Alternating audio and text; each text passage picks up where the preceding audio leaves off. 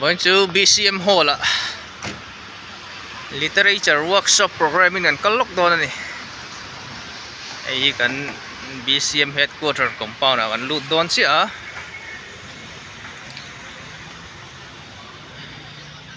majum nileng in hun kan manglok don ni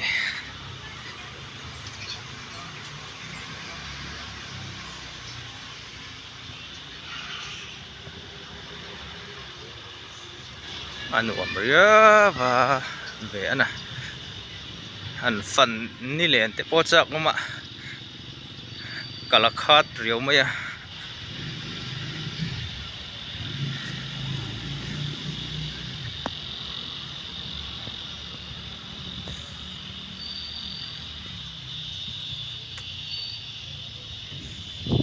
helai monument ani helai hay sap upa le pubuang ate monument omai la hian ngalde ben siama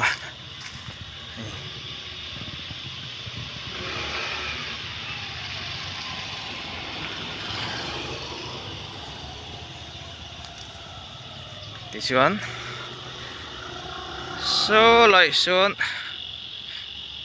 Baptist English school oma so lai chung sen so ni so so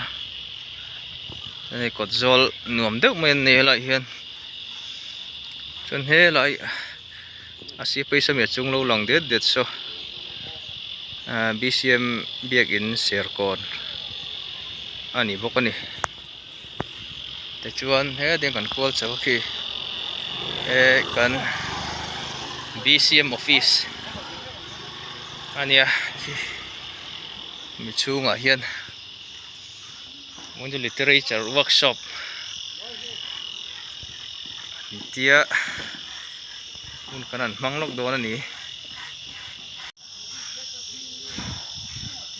compound te anu me ya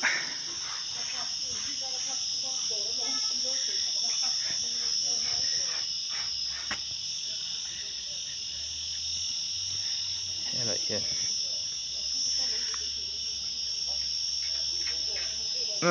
chân trên trật hiện cùng giả sông nị bằng na qua squeeze centennial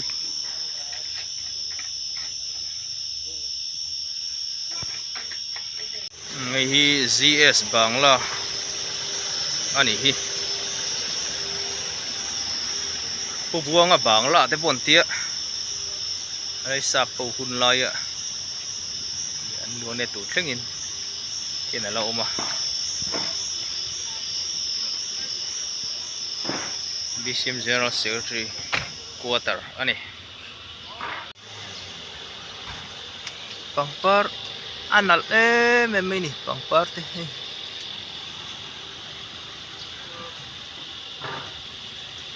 ngoi khóc mày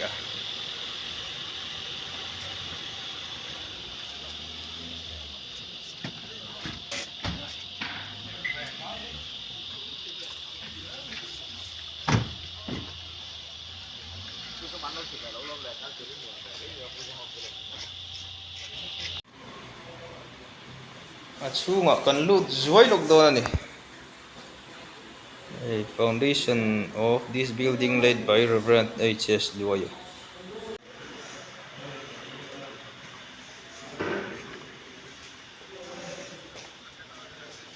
với nít solania in rinni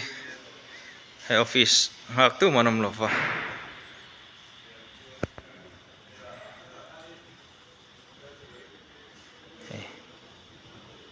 helai hi GS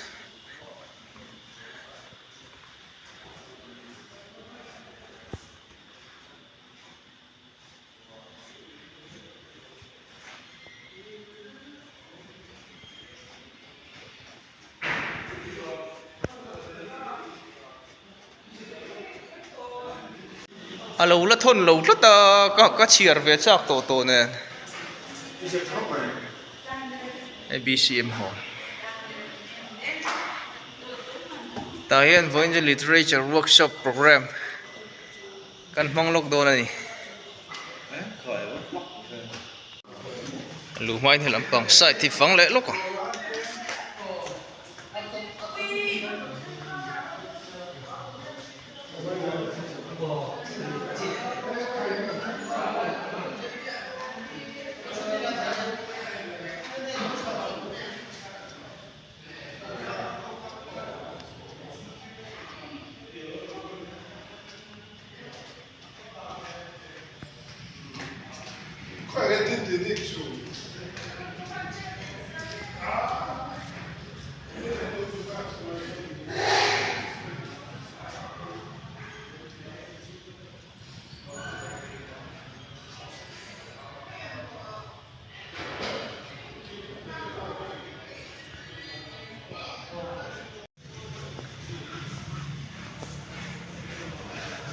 chậu đấy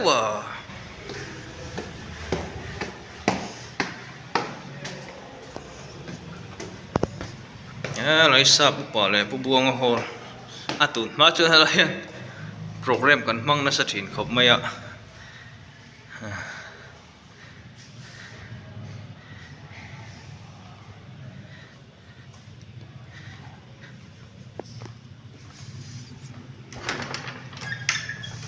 chưa không lúc lại mà program cần mang chỉ là tụt má chân hàng lại về lại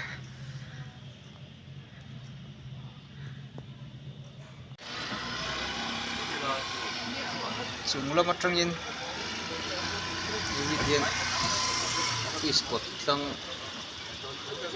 compound về khá nhiều cái này làm phía đấy vậy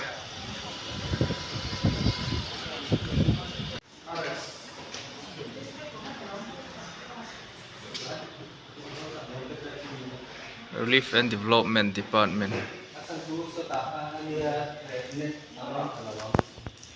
nghe lại cậu sân biên The Baptist Today Editor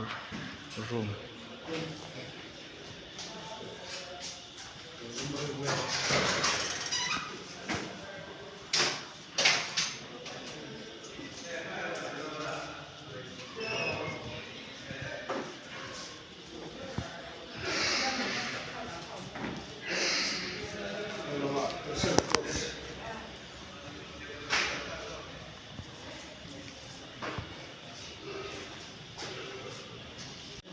chúng lắm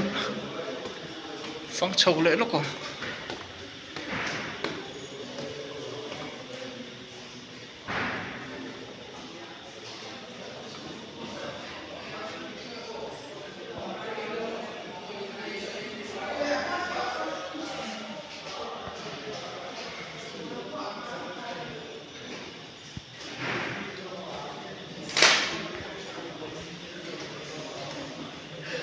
để làm hi audio visual làm bằng room đâu này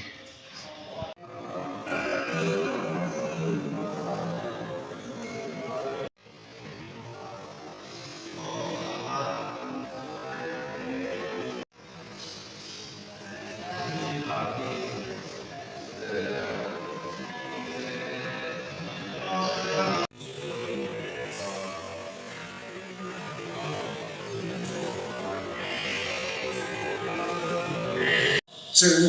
ani Baptist publication ai oi hei kan buat member tepo kan kim na kan pola ma hian kan resource person tene an boka chu kan din ani literature and critic panel kan committee member tene kan sei ani ale pathem na tok trai ko